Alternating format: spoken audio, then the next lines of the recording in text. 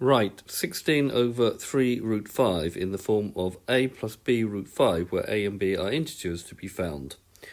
Okay, so we've got 16 over 3 minus root 5. What we have to do is rationalise the denominator.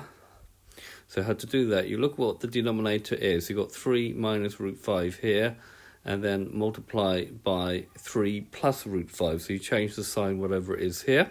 And because you've done it to the denominator, you must also do it to the numerator, otherwise you change the meaning of the fraction. Now, the reason we do this is that a minus b, a plus b, which is what we've got here, a minus b, a plus b is equal to a squared minus b squared.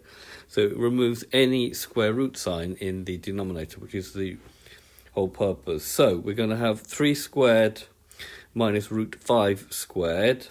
I'm just going to leave the top as 16 times 3 plus root 5 for the moment. So it's going to give me 9. Now, square root of 5 and square it gives you just a 5. Take away 5.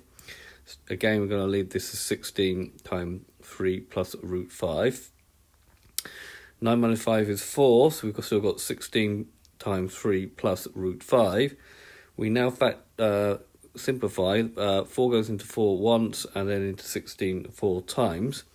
Now, so we've got 4 brackets 3 plus root 5. We have to take care that we get it in the right format. That's not the format. We don't have any brackets in that.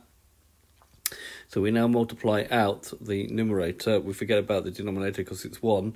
And get 12, 4 times 3, plus 4 root 5. And that's now in the correct format, a plus b root 5.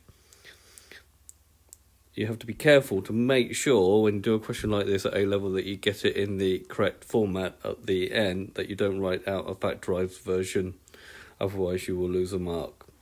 Okay, this has been a video to show you how to rationalise the denominator of a third. I hope you've understood, and I thank you very much for watching.